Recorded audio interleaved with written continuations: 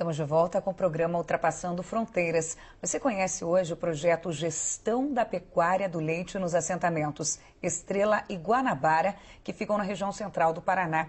Esse projeto atua diretamente em 2 assentamentos de exploração coletiva, onde a ideia é ensinar técnicas simples e baratas de manejo sanitário e alimentar dos animais, melhorando assim a produção do leite.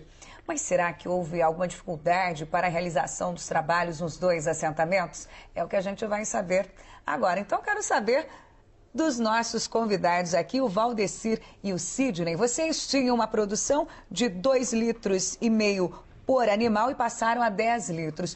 É muito diferente o que eles planejaram para ser implantado no assentamento e a forma como vocês realizavam as atividades? Olha, ela...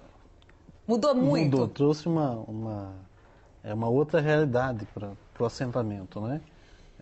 A exemplo de que a partir que você produz 2,5 litros ou a 3 litros por vaca, você tem uma desqualificação até do animal, né? O animal não come direito, fica mais doente, né? E você também não tem rendimento econômico com isso, né? A partir que você vai melhorando a produção, você melhora a qualidade do animal, a saúde do animal, você começa a melhorar também a classificação, começa a classificar os animais, né? E você vai colocando os melhores na produção leiteira. Tudo isso não existia antes? Vocês não classificavam os animais? Como que era feito? Na verdade, tudo isso não existia. Era uma quantidade de animais, né? Que eram uns bons, outros ruins.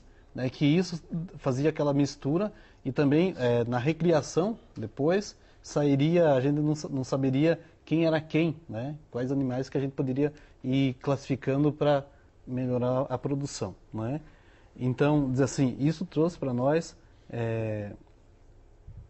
os controles, né, também de cada animal, tanto na produção quanto na raça e quanto na própria no próprio jeito assim de qual animal melhor seria na produção do próprio leite, né? Uhum. Sidney, como é que foi essa experiência? Vocês tiveram dificuldades para implantar o que eles planejaram para vocês? Como é que se deu?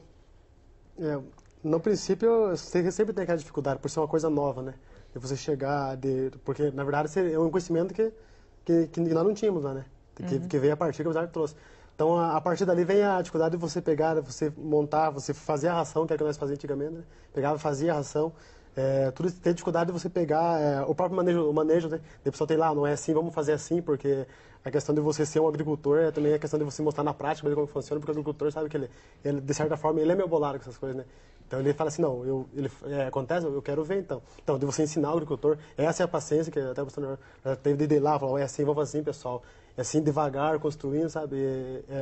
A dificuldade de você pegar, entender e fazer. Então, Você estava igual o Santo Tomé, tem que ver para crer, sim, é isso? Na verdade, não acreditavam muito que ia dar certo. Sim. Na verdade, é isso que o Google tem que fazer, né? Porque para ele não basta dizer para ele, né? Tem que dizer que funciona. E foi acontecer conosco. E hoje estamos fazendo, está funcionando, já estamos aí passando de patamar, tá? Estamos mudando essa questão de você ter o manejo, a rotina de ordenha. Hoje estamos mexendo com os próprios controles, de você pegar, selecionar a vaca, escolher os bezerros, né? Nós estamos trabalhando hoje, tentando passar para o patamar de você modificar o modo de criar os bezerros, de criar um bezerro com qualidade, a qualidade da mãe, da genética do touro. Na questão da genética, que aqui para nós era uma coisa que não... Genética para nós era outra coisa, né? Porque não é aquele no gado de leite. O gado de leite é você ter o gado de leite e produzir o leite. E é muito além disso, né? É você ter ter um trabalho todo sobre isso. É trabalhar a genética, é buscar o trato, é você ter o trato antes de ter a vaca, manter a vaca. E daí em diante a gente vai crescendo junto, sabe? Também é uma questão econômica, né? Dos próprios pequenos agricultores assentados. É muito dificultoso economicamente, né? Então, por isso que esse prazo, ele não resolve isso de um ano para o outro, né? É um prazo que vai se alongando, né? A gente vai construindo essa questão de produção, tendo em vista essa questão econômica, né? A gente vai criando as duas coisas junto, o econômico e a produção. O que vocês destacariam do que foi ensinado como principal impulso para alavancar, por exemplo, essa produção de leite que vocês estão tendo de 2,5 para 10 litros por animal? Manejo de vaca. Eu acho que o início além do, claro, que a pastagem, tudo isso influencia, mas é a questão do manejo de ordenha. Porque é ali que você faz tudo, é a higiene, é tudo que te ajuda na produção de leite e com certeza a tua rotina, né? Porque o gado de leite exige a tua rotina. Você está lá todos os dias, né, trabalhando com o gado, buscando e mantendo a rotina de ordenha. Outra questão é o planejamento, né, da própria, assim, nós quanto assentamento, né, planejamento do assentamento, que não vem só ele não tem que ser só ali na produção do leite, né, ele tem que ser lá na rotação de cultura, lá na formação de pastagem, lá no plantio do milho para fazer a própria silagem. Então, essa questão do planejamento junto com o manejo, né, de toda a propriedade, de todo o assentamento, é que faz com que o manejo da vaca de leite fique bem mais melhorado e a gente consegue avançar. Bom, eles comentaram agora quais foram as principais dificuldades que eles tiveram e também o que eles acharam que foi o mais interessante. Na sua avaliação, quais foram as principais dificuldades? E aí eu coloco essa questão para você, Anderson, porque você é recém-formado. De repente você tinha aquele conhecimento que era aquele conhecimento da universidade e vai trabalhar exatamente na prática com eles, que são iguais o São Tomé, só vendo para crer. Como é que foi essa relação? Muitas pessoas começam, vou fazer zootecnia, veterinária, agronomia, porque não precisa trabalhar com pessoas, né? Tipo, muita gente pensa assim, vou trabalhar com bicho, não preciso trabalhar com pessoas, né? Mas é justamente o contrário, porque você tem que convencer o produtor. Você trabalha, no caso, vendendo uma ideia, vendendo um planejamento, que é algo que ele não consegue ver aqui num primeiro momento. Você vai trabalhar, vai fazer um monte de cálculo para ele, um monte de conta, tá, ó, daqui 3, 4 anos vai ter isso, mas agora você vai ter que fazer lá no campo.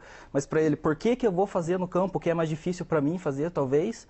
E eu não sei se vai me dar lucro para frente isso, entende? Então, esse que é o grande problema de você trabalhar com assistência técnica. Você, na verdade, é como se fosse um casamento, né? Você tem que conhecer bem, você tem que ganhar a confiança da pessoa que está trabalhando, teu produtor, no caso, para você conseguir desenvolver algum trabalho. Valdeci Cirino, como é que vocês viam ele chegando lá e passando esses conhecimentos para vocês? Bom, tem duas coisas, né? A ansiedade dele fazer nós implantar o projeto e produzir, e a ansiedade nossa de não ter recursos para fazer aquilo que ele estava impondo a nós fazer, né? Então, eu acho que a gente teve bastante paciência, o Anderson também teve bastante paciência, o professor Pedro, né? E que hoje a gente vê que é toda uma questão de longo prazo, né? Não é tão, assim, rapidamente para fazer produzir. E que a gente já avançou também em outras questões, né? Não só na questão simplesmente do leite ali, da produção, mas a gente já está avançando também na questão indústria, né? Na questão lá da industrialização do leite. Uhum. Ele comentou na questão da genética, né? Que eles não conheciam sobre genética, nunca, que era algo que eles desconheciam. Agora, só a genética é importante ou todo o processo é importante também? Porque quando a gente fala em pecuária leiteira, quando a gente fala a nível nacional, a gente sempre fala em genética. Mas o que eu estou observando aqui é que vai além da genética e medidas simples podem fazer a diferença também, né? Sim, bem isso mesmo, quer dizer, nesse approach que a gente tem, né, quando a gente chega e começa a levantar os dados, a coletar os dados, a gente vê, né, esse nível de manejo alimentar, manejo de sanidade, né, que foi, né, neste caso, nos casos que a gente está estudando, e a gente sabe dessa condição de capital, que não existe capital para investir. Então, no caso lá do Estrela, teve várias ações bem interessantes nesse aspecto, né? O caso da genética é porque às vezes você tem essa média de leite e você tem vacas lá que não estão produzindo nada e elas estão comendo a mesma coisa, às vezes até mais, certo? Só que essa vaca é a mimosa, é a vermelha, entende? Então, simplesmente, por exemplo, quando chega, a gente já teve vários casos disso, dos meninos ir lá, né? Muitas vezes, meninos junto com o produtor, assim, não, essa sai, acabou ali o projeto. Não, essa não sai. Como é que essa vai sair? Né? O Nene, que é o filho, se criou com ela, tomou leite dela, né? Como é que você vai? Então, tem toda uma conversa, e aí muitas vezes você eliminando essa, né? E aí, claro, que depois de muita conversa, você deixando as melhores, essas melhores estão produzindo 8. Então, você já, nesse primeiro ataque, você já começa a produzir 8 e consumindo, né? Como 8, então já é interessante. E depois tem toda essa melhora genética em cima disso aí, quer dizer, por exemplo, no caso do Estrela, existia um touro, né? Um touro com digamos assim, meio Jersey, né? Que é um produtor de leite bem interessante, mas ele é baixo, a estatura dele é baixa. E a parte de vaca, eles tinham lá, era holandesa, tudo mestiças, né? Holandesas, com gado de corte, com Nelore, e tudo vacas altas. O que acontecia? Não dava certo. Não acontecia. Não acontecia. Então tinha um problema sério. Ele se machucava as vacas, você perdia cio, entende? E aí também foi toda uma conversa para a gente substituir esse touro, que também era, né, era da família, o touro lá. Certo? Então as ações assim, que pode parecer ser muito simples, até, né, para os meninos recém-formados, tem todo um aspecto cultural, entendeu? Você tem que conversar e você vai melhorando. E aí as coisas vão aparecendo, né? Por exemplo, aí você entra falando de silagem, por exemplo. Silagem é uma coisa do agronegócio, de repente você está falando em agricultura familiar, não, isso aí é loucura, um monte de máquina cortando e fazendo. O que a gente fez lá? A gente tinha uma máquina tirada num canto, quer dizer, os meninos reformaram a máquina, trabalharam com essa máquina, deixaram essa máquina em condições de agir. Eu tinha, nesse mesmo período, meninos defendendo mestrado em silagem com máquinas, né? Quer dizer, o laboratório são 22 pessoas, então se mistura todo mundo nos projetos, vai acontecendo coisa. E nós tínhamos o quê? O assentamento Guanabara, que entrou depois na sequência do projeto, que tinha milho crioulo. Né? Quer dizer, não são os híbridos, são milhos que eles mesmos faziam semente, milho com milhões de anos, milho com descendência, né, indígena. Quer dizer, então a gente com aquele milho, né, plantou aquele milho com custo zero, com aquela máquina com custo zero, a gente fez silagem. Né? E essa silagem fez o quê? Ela, digamos assim, você mantém essa qualidade de alimentação no inverno, que é onde você tem problema de temperatura, baixa temperatura, você tem problema de falta de água, lá já é uma região de interface aí climática, digamos assim, que eles têm os dois problemas, eles têm baixa temperatura e falta de água. Daqui a pouco a gente vai falar um pouco mais sobre as dificuldades, mas agora eu quero convidar os senhores para a gente assistir uma reportagem. Olha, no município de Quatro Pontes, no oeste do Paraná, as vacas estão recebendo alimentação balanceada e individual. É mais um projeto do programa Universidade Sem Fronteiras que ajuda os pequenos produtores rurais.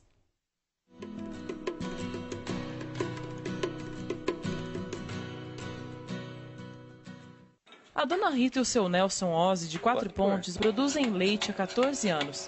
Desde lá, o aumento na produção não era muito grande, o que mudou este ano com as orientações do projeto do programa Universidade Sem Fronteiras da UniOeste. Para nós, o resultado foi uma grande surpresa, que aumentou bastante a produção. Para aumentar a produção é feito o arraçoamento, que é uma tabela nutricional para cada vaca. Seria o fornecimento das dietas, né, para as vacas, então tanto ração quanto silagem, a pastagem. Os bolsistas colocam o conhecimento em prática e ajudam os produtores com o balanceamento. Os produtores utilizam medidas ou a mesma quantidade de ração de forma padrão para os animais. Então existem animais que produzem mais, que não expressam o seu potencial genético, e animais que não produzem tanto, que recebem uma quantidade maior de ração, consequentemente aumenta o custo de produção e não viabiliza a propriedade. A dona Rita aprendeu direitinho e mostra que o balanceamento da ração é essencial. Farelo de soja, sal mineral, entre outros produtos que compõem o alimento dos animais devem ser colocados na medida certa. Antes a gente preparava tudo junto, numa caixa, né? A gente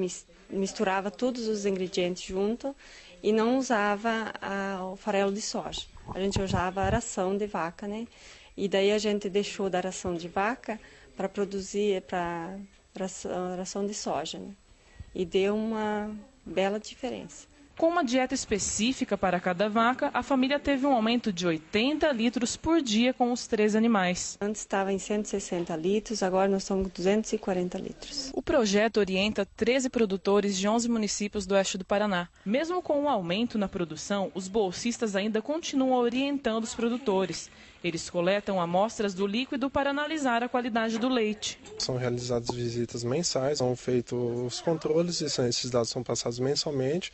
A partir desses dados também são feitos a pesagem de leite, a pesagem dos animais e é feito o arraçoamento. O projeto tem ainda a proposta de evitar o êxodo rural. Muitas vezes o custo de produção é tão elevado e o preço pago pelo leite é tão baixo que não há estímulo para o produtor. Então, com esse projeto, a gente quer tentar melhorar a vida, né, do produtor em função de realmente ter uma renda maior. Bom, já que a gente estava vendo os universitários falando, gostaria de saber de você, Anderson, de quanto em quanto tempo vocês realizam as visitas no local? É igual se faz, por exemplo, nessa região ou não? Olha, igual não, né? Porque como é que vocês trabalham? Não existe. No primeiro momento, você trabalhava relativamente parecido. A gente fazia misturas, né? Proporções de farelo de soja com milho, com farinha e sal mineral, outras coisas, e formulava uma dieta.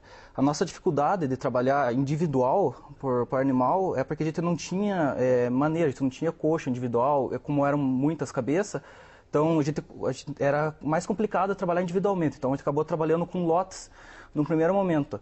Hoje a gente foi feito modificações no sistema de alimentação, tem maneiras de trabalhar, a gente está passando a trabalhar com alimentação individual por vaca, né, conforme a produção dela.